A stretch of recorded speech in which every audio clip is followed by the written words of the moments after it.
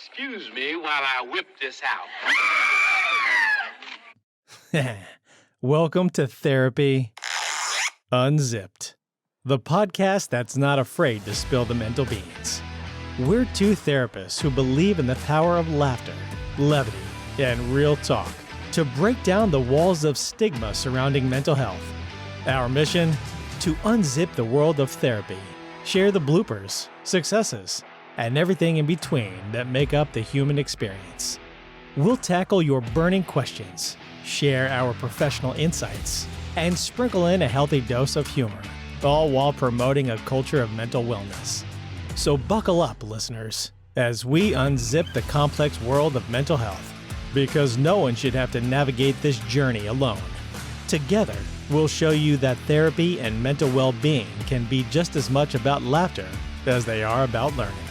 This is Therapy Unzipped.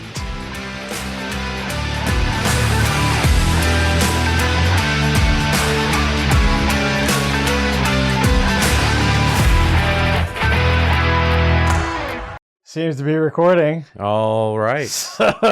Hopefully this works this time. Right. I'm going to have this thing posted right here on my lap.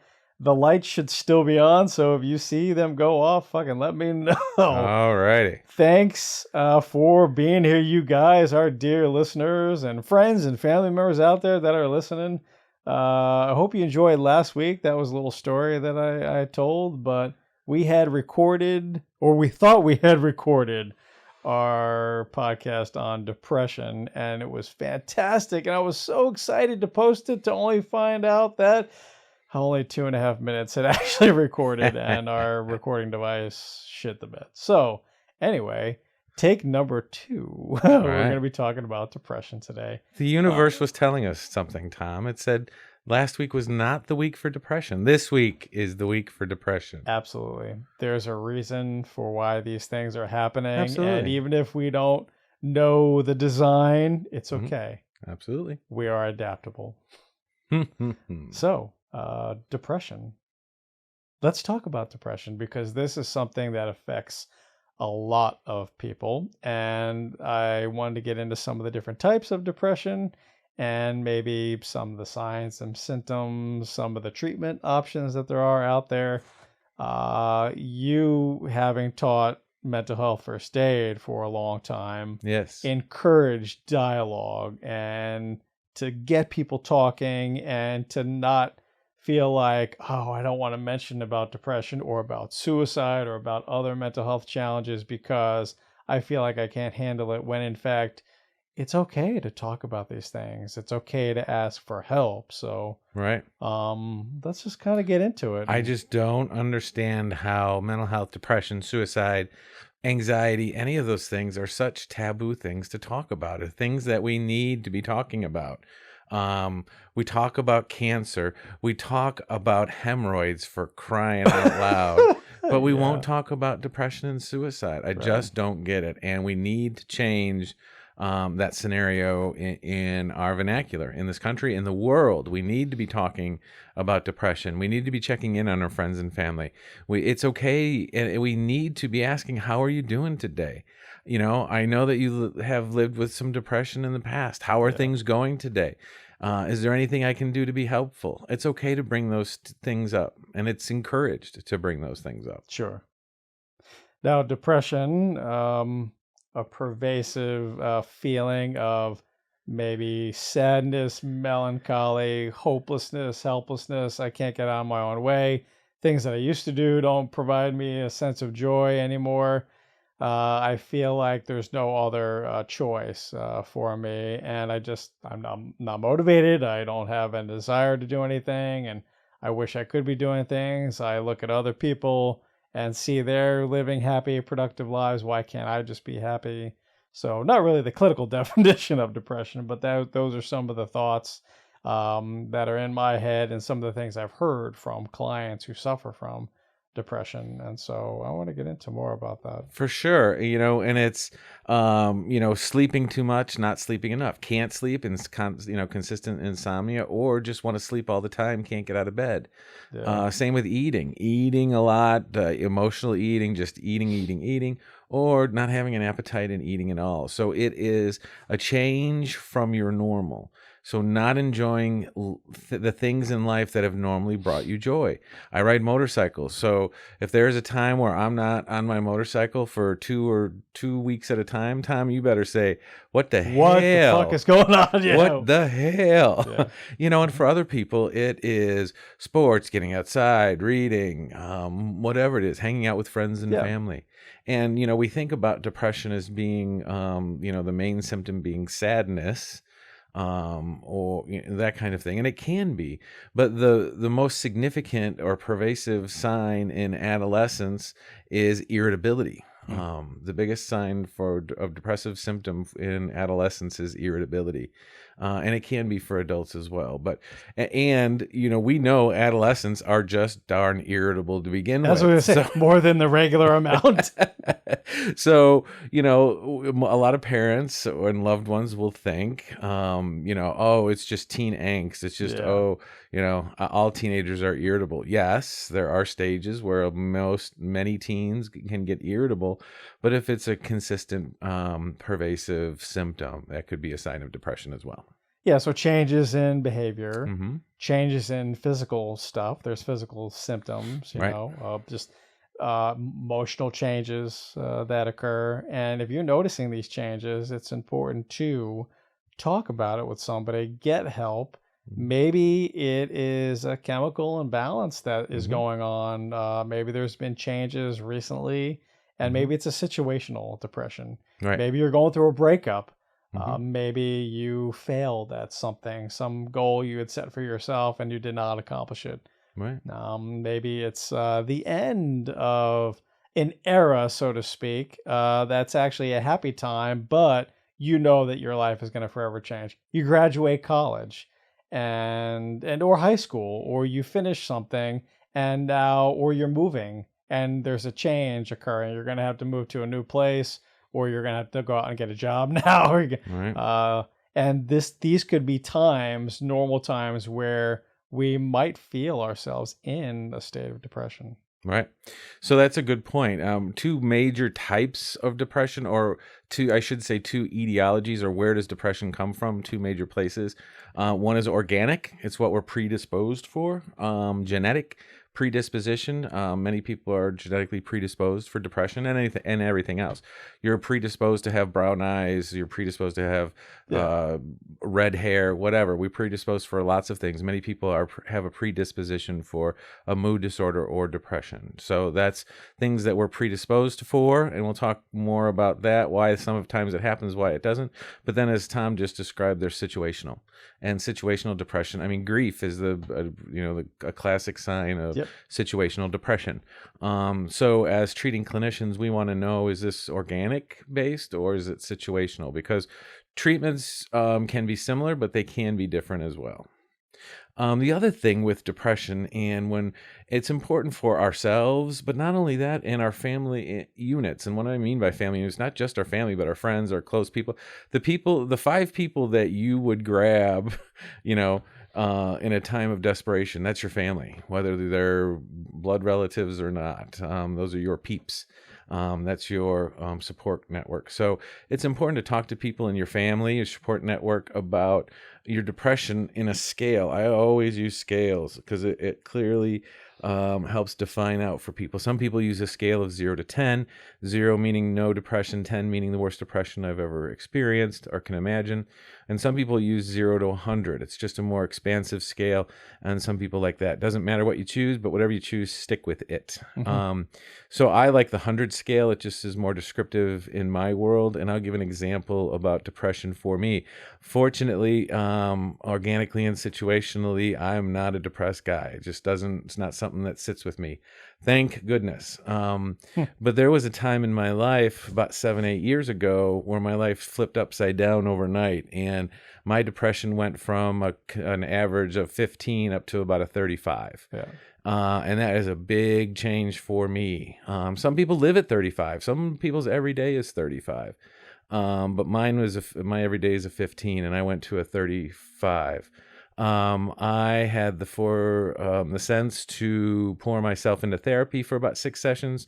Got some clarity on some things going on in my life, and I was able to bring my depression back down to a 15. So I think it's important as we look at everything, we look at things on a spectrum. That's a good way to describe it. And I think if you can put it somewhere on the spectrum, or to use that scale, so to speak, then you can identify some of the changes that are occurring. I think that's really important. I wanted to throw out a couple different types of depression just clinically, so I could remind myself and you as we're talking to kind of touch on these. There's major depressive disorder. Mm-hmm. There's dysthymia. Depression light. Right. Bipolar disorder. There is postpartum depression. Mm-hmm. And PMDD. That was one that has been coming up. Premenstrual dysphoric disorder. Mm-hmm. That's sort of like PMS times 1,000. Right. Yeah, anyway. Changes in hormones for sure. Yeah. Can have a drastic effect on mood. Mm-hmm. And with all of those different types of depression, it can be mild, moderate, and severe. Major depressive disorder just means that you've lived with significant depression for 6 months or longer, clinically, as a depression. Tom mentions bipolar disorder. And what that means is 2 poles, bipolar. So it has the low lows of depression, but it also has the high highs of mania. And mania, and then there's hypomania, mania light, hypomania. This is not a definition. This is just a illustration. I always think of mania as I don't need to sleep for 3 days. And I think of hypomania as I only need to sleep 3 hours a night. See, the scale. It's or the the scale. Spectrum. Right. You know? So when someone comes to me and I think that they may live with bipolar disorder, I really want to dig into their sleeping patterns. How much are they sleeping or not sleeping for this? There are a lot of very successful creative artists, actors, musicians, very creative people that live with bipolar disorder, because you can imagine how creative you can be if you don't have to sleep for 3 days. Yeah. And when people have that rush of creativity and energy, they don't often want to take medications to stop that from happening. Yeah. And I can see that from the outside, but what people don't know is if you don't take some medications to regulate that mood, you are going to crash hard. And when you crash, it's going to be bad. As we've seen. Working inpatient psych. The lows of bipolar depression are some of the lows out there. Some of the lower ones that exist. Yeah.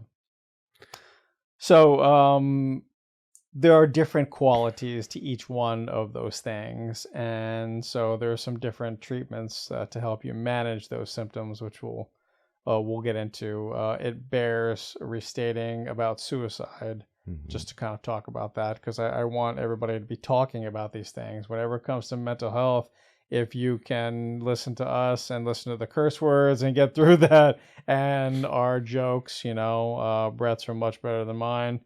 But if that promotes some good feelings and some positivity, and you feel more inclined to talk, then I think we've done our job regarding this. So suicide. Let's talk about that. Yes, I'm going to say it right out of the gate. I'm going to say it mid, and I'm going to say it again at the end. 988 is the United States National Suicide Prevention Hotline. Anywhere in the United States, you dial 988 from your phone, and you'll be connected to a crisis worker trained in suicide and work in talking with folks with suicide. And it's not just the person that's suicidal. I want to really illustrate that. Anyone that thinks they may have somebody, a friend or a family member that's suicidal, maybe afraid to talk to them about suicide, you're just as free to call 988 and say, hey, listen, I have a friend I think is suicidal and I don't know what to do. They can certainly help you talk through some of those different scenarios. And I'm going to get in trouble for saying this, but I'm going to say it anyway, because that's who I am. Say it. If you really don't know what to do, you can always call 911. Yeah. You can always call 911. 988 is preferred to have someone to talk. If it's a dangerous situation, if someone's got a weapon, someone's intoxicated, someone's threatening suicide, of course you call 911. That's not a question.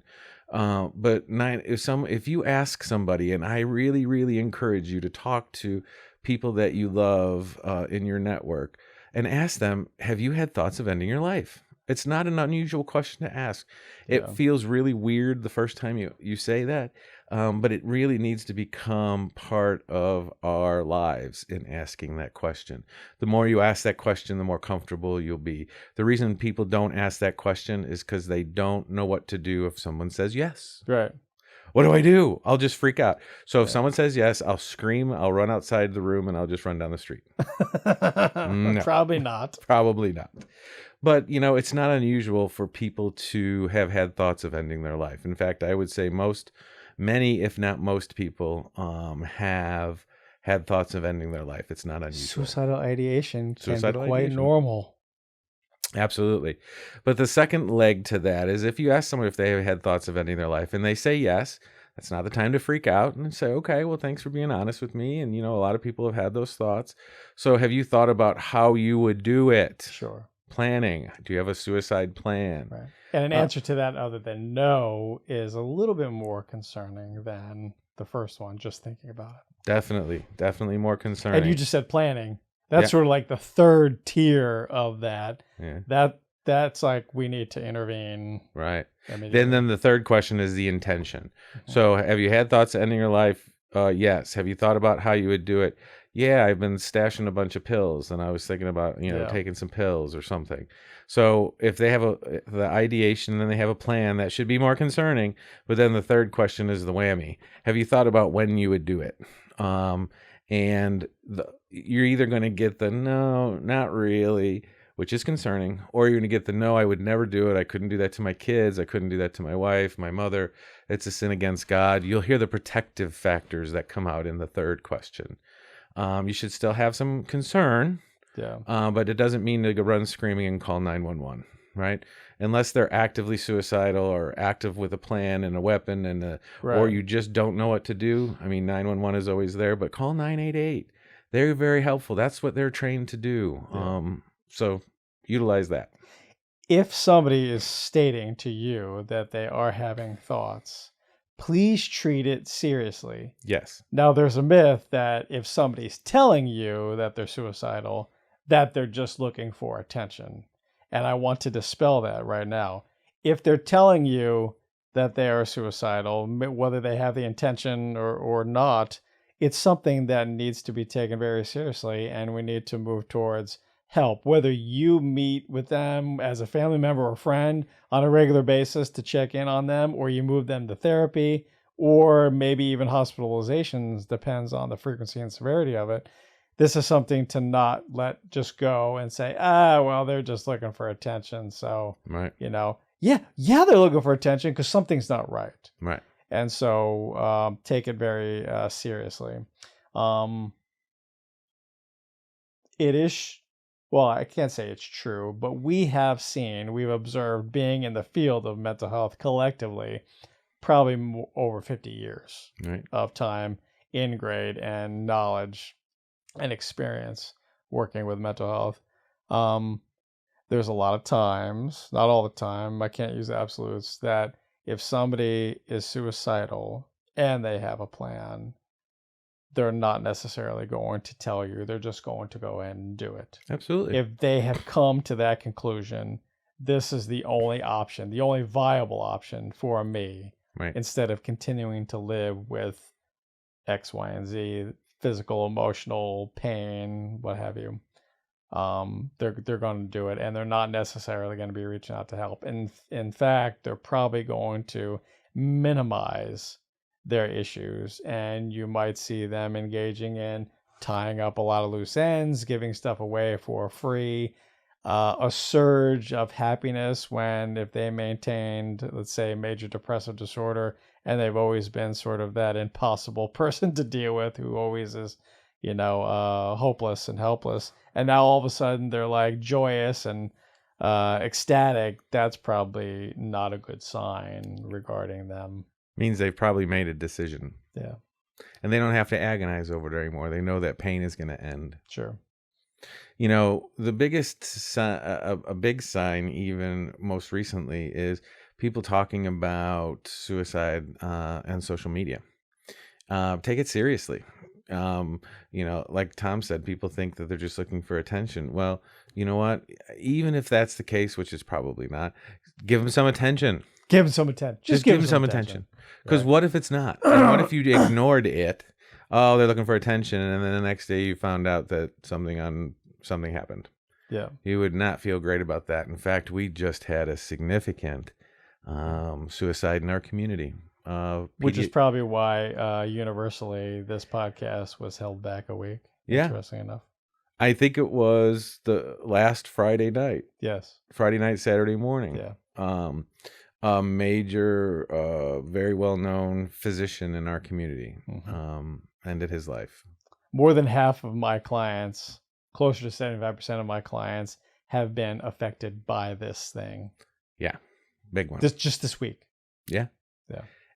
It is. Oh, I don't quote me on these stats. These are probably a little bit old, but it was the second leading cause of death for kids 13 to 18 years old.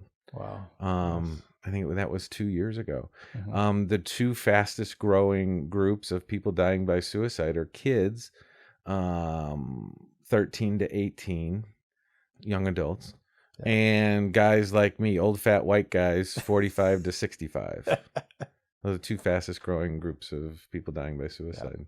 Some other groups, I don't know where they fall in the stats. Veterans is up there. Also first responders. For and sure. we've had a number of both veterans and first responders who have committed suicide just within our county. Right. Over the past 6 months. Right. So I encourage you to talk about suicide with people that you care about. You know, you always have the option of calling 988. I don't know what all the international numbers are, but please, if you're not listening from the United States, find out what your country or territory's national suicide prevention hotline is, please. Yes. And keep it handy. About it. And you know what? Keep it in your phone. I mean, if it's not a 988, a quick thing that you can remember, if it's a 800 number or whatever, put it in your phone. Because, I have, as you all may know, I have two boys, two sons, ages 23, going to be 24 next month, and 20. And I've been asking them this question since they were 10 years old. Have you had thoughts of ending your life? And they've, no, Dad, no, Dad, no, Dad, no. And I'm like, if you ever did, please talk to me, or somebody, if you don't want to talk to me, talk to somebody. And I've been asking them that forever. And it was about, 4 years ago or something like that. My son said, hey, Dad, you had any thoughts of ending your life by suicide? And I was like, you little smart aleck. Okay. I said, well, I haven't I appreciate you asking me that question. I have not had thoughts of suicide, but I have certainly had thoughts of homicide. You little smart ass. So suck on that.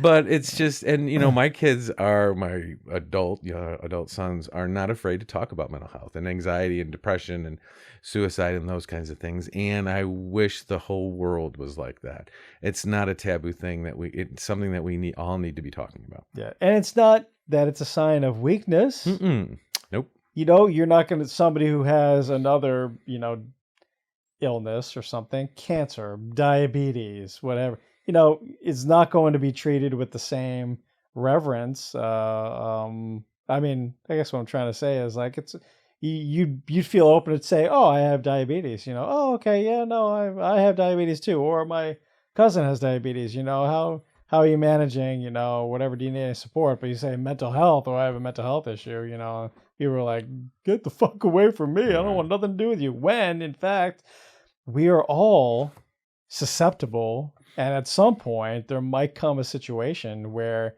we cross the line, where we become mentally unstable or ill ourselves. So no one is immune to that. If you're a human being, there's a good chance that you might know somebody who's mentally ill or become mentally ill yourself.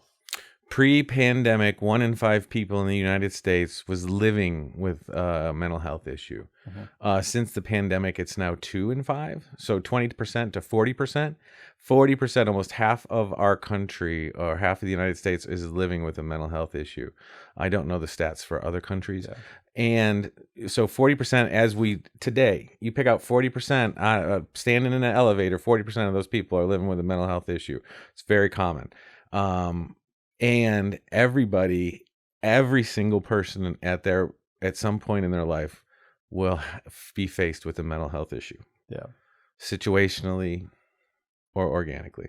And they may lack the resources internally or externally to deal with that, especially if somebody has never experienced depression, let's say, and then suddenly, because of all these changes that are happening within our society, within the world, just as a result of this pandemic, now all of a sudden you have anxiety and maybe even depression. Usually they go hand in hand. Right.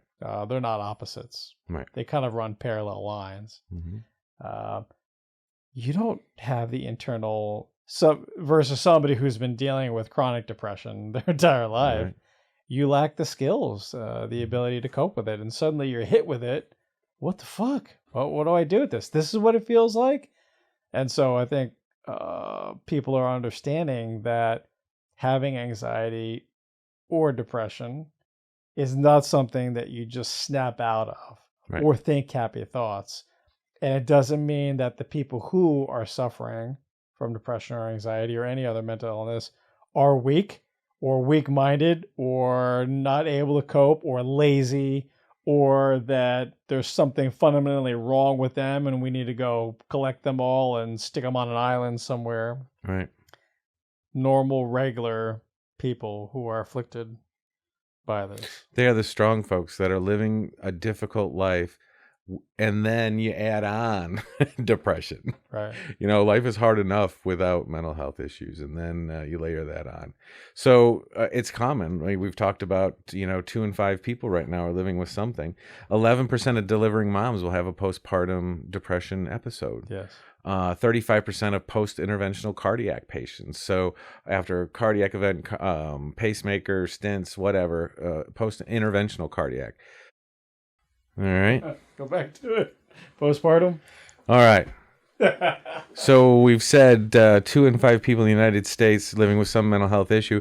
11% of delivering moms will have a postpartum depressive episode. 35% of post-interventional cardiac patients will have a major depressive disorder.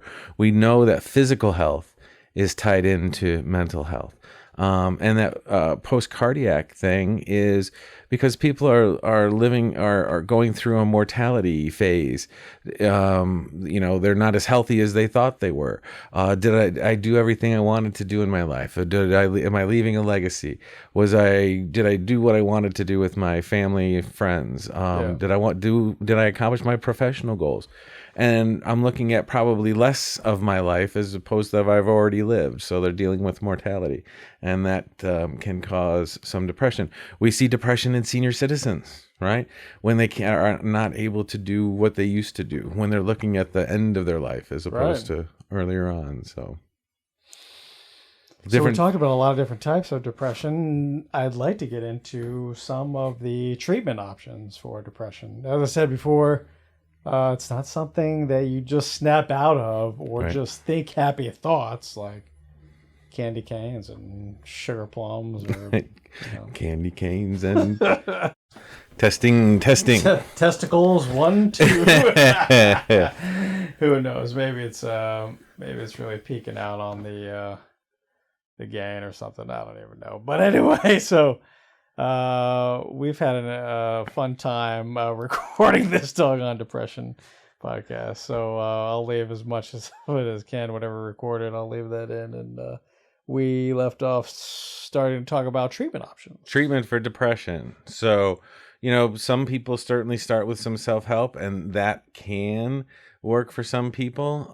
Unfortunately, it doesn't work for as many people as we would hope. But, there's some different self-help things out there. Mindfulness, which we'll do a whole podcast on mindfulness. But essentially, mindfulness is meditation, relaxation techniques. I define mindfulness as whatever meditation, relaxation technique you can use so that you can tell the world to fuck off for 10 minutes at a time. Yeah. The world doesn't exist. It's you, your breath, your immediate thoughts, and just the world can just go scratch.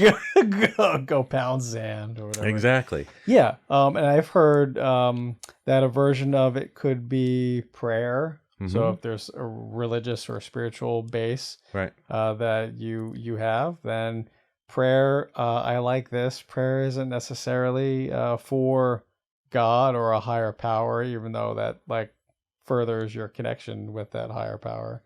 But prayer is mainly for you, and it's a form of meditation. This is for you. Right.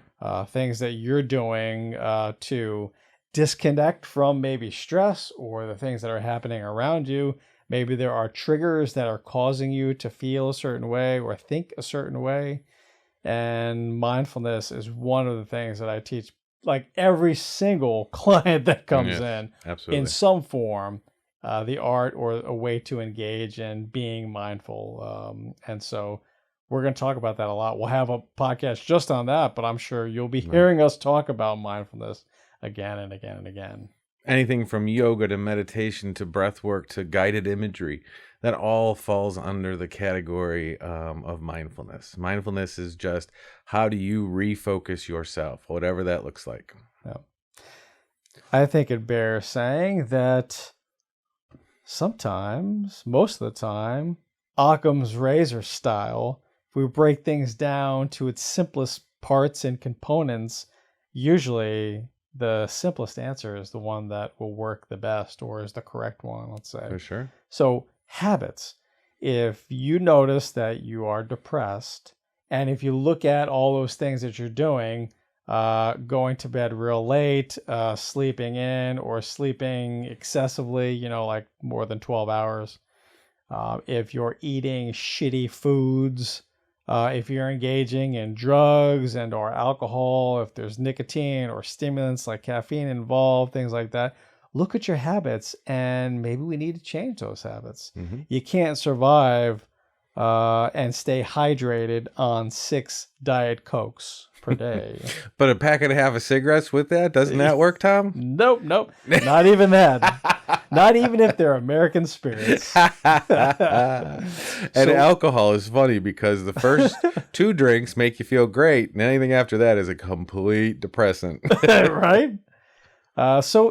You drink or do drugs to change how you feel instantly. Right. And let's face it, they work, unfortunately, probably better than anything else.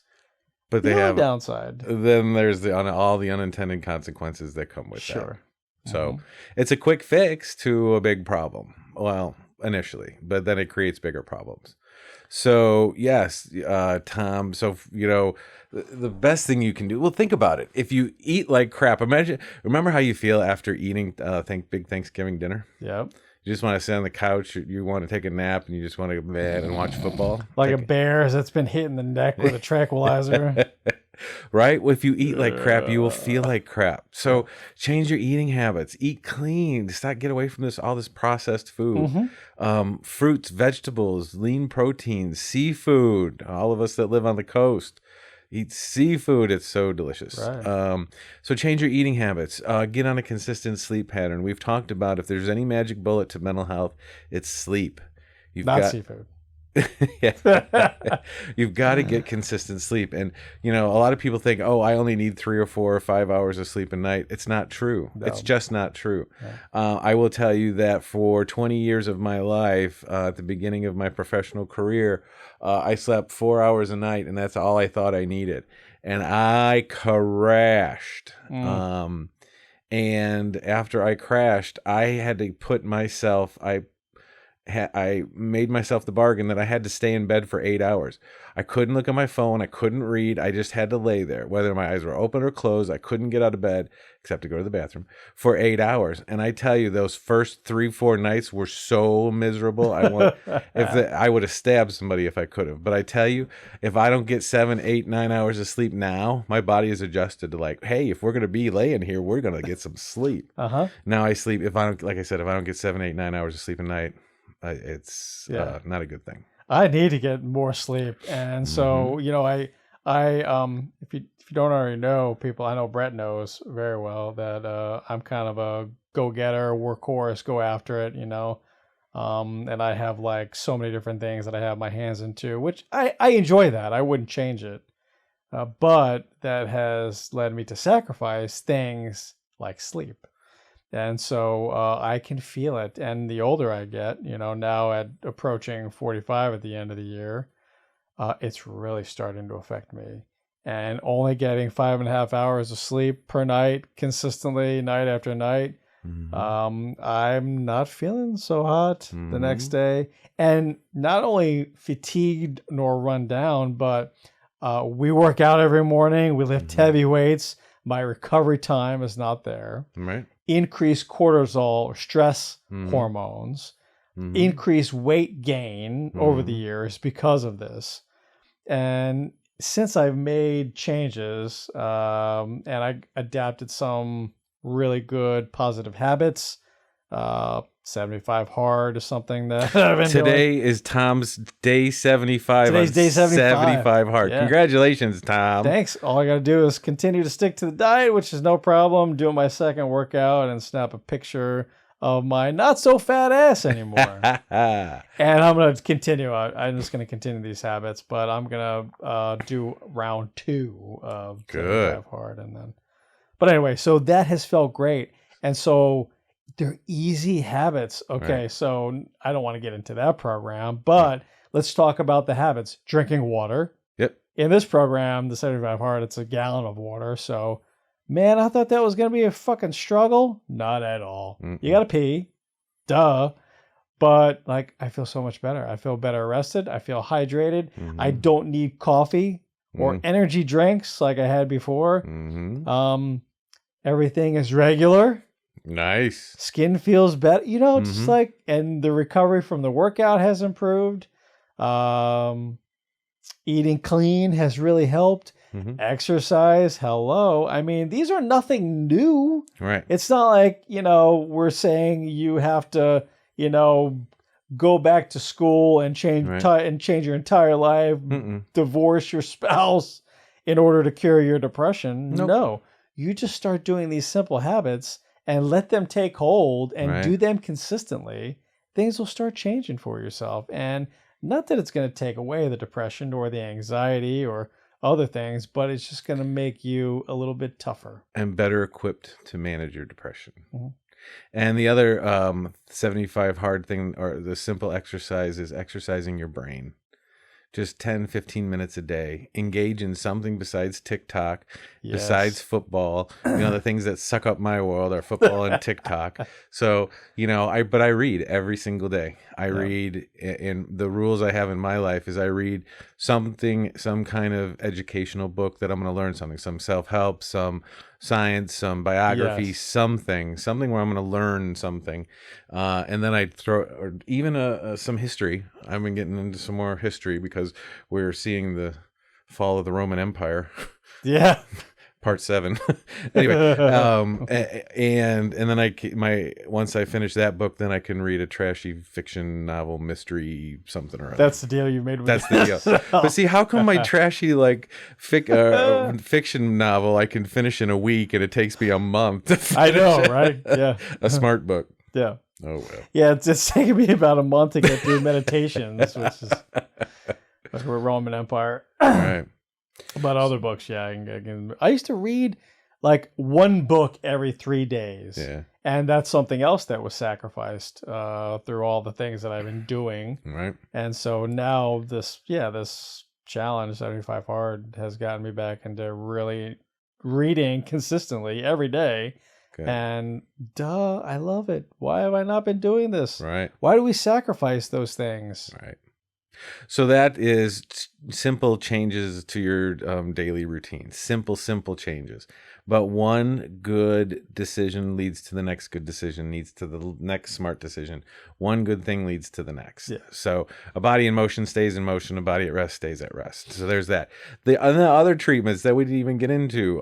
So the next is therapy. Right. Yeah. So you do those two things. You do some self-help. You do some simple habits, simple changes to your lifestyle, and then therapy. Therapy is very helpful. Probably one of the go-tos for therapy.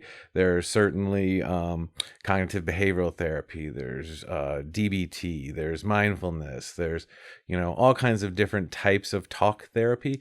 Right. Tom and I both do EMDR. That has been helpful. Very helpful for therapy. It was, established for trauma, PTSD kinds of issues, but it's been very helpful. I've used it for lots of things, depression, anxiety. I even used it for a guy that had debilitating tinnitus, and he really wanted to do this. And I was like, I cannot cure your tinnitus with doing EMDR. But what we were able to do is he was less affected by it. He was to the point where he was suicidal. It was so awful, painfully awful. But he became non-suicidal because he could deal with it a little bit better. But anyway, so EMDR therapy, there's all kinds of different kinds of talk therapy. Medications, there are lots of antidepressant medications. Yep. Absolutely. And sometimes it might be a trial by error, depending on your own body chemistry, your DNA, and your family history and the likes. You might find that certain medications work better than others, and that's meeting with a psychiatrist or at least physician, kind of going through those different meds. But medication can be a viable option. And been around for a long time, been very helpful for a lot of people. They do have some side effects though, so do pay attention to that. If you are prescribed an antidepressant medication, there are some, particularly SSRIs, that can have an impact on your libido. Yep. So we don't want that. And we don't want that. So just talk to your physician, psychiatrist, hopefully. Although physicians do prescribe about 50% of antidepressant medications, ask them specifically about side effects, and particularly men with libido and ability to get an erection. There's been at least one medication I can think of that's been tied into that. That's no bueno. No bueno. If they do, they ask them for some popsicle sticks and duct tape. Anyway, what are we going to do? So there are antidepressant medications. There are some homeopathic things that you can do for depression. But there are some, there's lots of things out there. There's ECT, electroconvulsive therapy. It's particularly good for senior citizens when medications don't work anymore or don't work at all. It's not like One Flew Over the Cuckoo's Nest where they put a bite block in your mouth and hooked you up to a car battery. That's not what happens. It's not at all. It's a surgical procedure where you go under anesthesia. They do apply some electricity to your brain, unipolar or bipolar electricity to your brain. The only side effect really is some short-term memory loss for some people. And believe me, at this age, I could deal with some short-term memory loss because the shit I've seen, I don't want to remember. I have that anyway. Exactly. Where the fuck are my glasses? I know I want you to talk about ketamine, but I want to mention I do hypnosis as well, hypnotherapy, and that has been tremendous. Right. In some cases, not all cases. There's not a one-size-fits-all. Hypnosis has been helpful to increase somebody's motivation, and suddenly they feel a little bit of a jump start. Cool. Where they want to do those positive habits, and so that's where hypnosis can come in handy. But yeah, ketamine. Ketamine is a mild hallucinogen, and in fact, the ketamine was developed as an anesthesia. It failed. It went to a horse tranquilizer. Then it became a drug of abuse where people were abusing it to hallucinate in larger doses. It's still out there as an illegal drug. But in the early 2000s, we started studying it. Actually, hallucinogens have been studied for mental health treatment since the 60s and 70s, but it got put on the shelf. Thank you, Nixon, who made it a Schedule 1 drug and took it out of clinical trials. Anyway, that we'll get over that hump. But in the early 2000s, sorry, I do go off on these history tangents. We've started studying the use of hallucinogens and its positive effect on mental health and substance use disorders. Ketamine is being used. It was being used intravenously, applied IV. Then it went to a nasal spray, S-ketamine with the brand name of Spravato. And now they have a troche that melts under your tongue. It's a mild form of it. You're not hallucinating. You're just kind of feeling fuzzy out there is what it's reported. And it's not the end all be all, but as it's been described to me, it pulls you out of the ditch and gives you a little forward push. So it's usually done in concert with therapy. Short term. Melts in your mouth, not in your hand. But and it only lasts about an hour.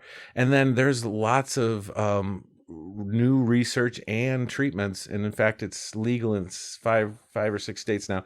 Psilocybin assisted therapy, where people are actively hallucinating and going through therapy. Aaron Rodgers made famous ayahuasca, which was a Native American hallucinogen. He did that they talk about an ego death and moving forward and your whatever. Unfortunately, with ayahuasca, it induces vomiting. So you'd have to take this and diarrhea. Sometimes I think, I don't know. I've never done it. I haven't done it, but what I hear is you puke and maybe shit yourself. But you have a great mental health rewarding experience. I did have a couple who did it together privately with shamans recently, and they had a rewarding experience. They were coming in and telling me about it, and these are like, not a couple that I would believe that they did that they did that. I don't know what I'm trying to say, but I don't know what type of person, I guess, I envision would go do something like that. But these were not it. Some hippy dippy kind of people. And... Yeah, these were not them. These were the complete opposite of that. But they had a wonderful experience with ayahuasca. And I've heard great things about hallucinogen assisted treatments. And I was going to say with that is, when we do therapy, we think of like your brain, not your brain so much, but your emotional state in your brain is like an onion, right? And therapy peels back the onion a layer at a time. Well, they say hallucinogens and EMDR to some extent cuts right through those layers, and it saves a lot of time, and it just cuts right through the middle and helps you deal with things that are at the core of your emotional onion, so to say. That's definitely been my experience with utilizing EMDR, which is why I highly advocate for its use in many different, for many different clients, many different issues or symptoms or the likes. And I still do self-directed EMDR on a routine basis. Really? And I haven't in a while, but I have done it. But Tom, I sleep 8-9 hours a night. What do I got to do? See, if you got more sleep, you wouldn't have to do all that self-directed stuff. Right. The magic bullet. The magic bullet. Sleep, man. What else do we want to talk about? So there, who knows if there's pieces and parts of it that were cut off anyway. I think we did a fucking bang up job on this episode. Yeah. So we talked about some different types of depression, major depressive disorder, dysthymia, depression light. Bipolar disorder. Ooh, seasonal affective disorder. Oh, my personal favorite. Seasonal affective disorder. People that the change in seasons, usually around revolving around the sun or the temperature, can create depressive symptoms in people. And I actually live with seasonal affective disorder. I lived 40 years in Chicago, and for anybody that is familiar with Chicago knows that it is a doomy, gloomy place, December through February. So I would always hold it together through the holidays, and January and February rolled around, and I just felt awful. I just was depressed, and I couldn't stand the weather anymore. And so what I did as self-help or working myself is my family and I would have a weekend in February in Chicago, where on Friday after work, we'd pull the blinds. I'd turn the heat up to 85 degrees. We'd wear T-shirts and shorts and make hot dogs and hamburgers and make some frozen cocktails. And we pretend like it was the middle of summer. And it was my favorite. We'd listen to Jimmy Buffett, R.I.P. And we just pretend for the whole weekend it was the summer. And it was my favorite weekend of the year because it made me feel better with someone with seasonal affective disorder. So when I moved to Florida, and it's been wonderful. I don't have to live with those symptoms anymore. I mean, in Chicago, you didn't see the sun for 2 months. But if people down here in Florida, if you don't see the sun for 2 days, people are starting to get a little wacky around here. So Right. I think there's a lot of people with season that have relocated here due to seasonal affective disorder. Sure. It just makes sense. Mm-hmm. We talked about postpartum depression, just kind of touched on it, and also premenstrual dysphoric disorder, or PMDD, so just ramped up PMS type thing. There's behavioral changes related to depression. There are physiological changes, emotional changes, even changes in our thoughts and thought processes, or cognitive changes. And so each one of those different symptoms deserves to be addressed. Absolutely. So what's going on with you? Talk about it, most importantly.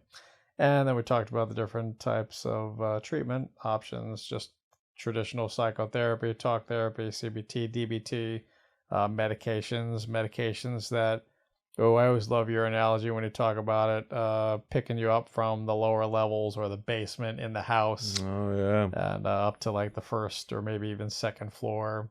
Right. How that medication can boost you up, and some of these therapies can boost you up enough so that you can make these positive changes and engage in these really good habits yourself.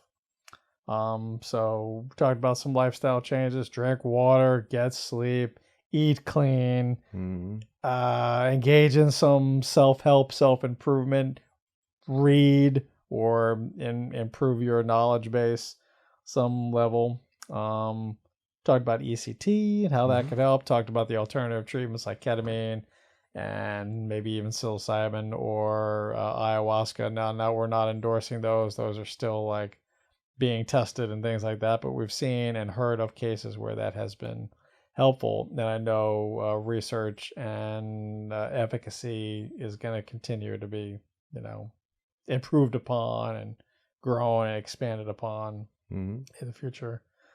Some good discussion. Yeah, fantastic. Do you have any questions out there? We do have questions, but I think we talked enough there. We'll hit questions next week. Yeah. And mindfulness, talked a lot about mindfulness. That is something we're going to bring up again and again. TMS. That was another treatment option. Yeah. TMS is transcranial magnetic resonance. Yes. And what it is, resonance. What it is kind of a magnet.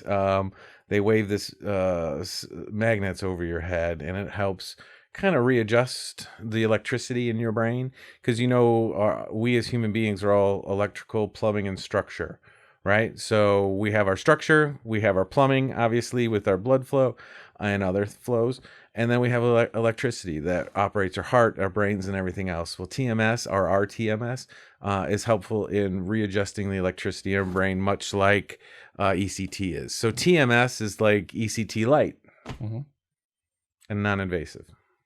Another option out there. Another option. So thank you guys for sending in your questions. We're going to get to those next time, so I apologize. But they're related to anxiety and social isolation and other mental health stuff. So I think we talked a little bit enough about depression for today. If you have more questions about depression, if we didn't cover something that you wanted to hear about, please send us your questions to questions@therapyunzipped.com. So thanks again, Brad, for being here. Tom, thank you as always. We'll see you next time. See you next time. Thank you guys for joining us today. If you have questions, send them to questions@therapyunzipped.com. Liked what you heard? Hit that subscribe button to get alerts for upcoming episodes. And if you really liked it, or you hated it, please leave a comment so that you can support us and help us improve. Catch you on the next one.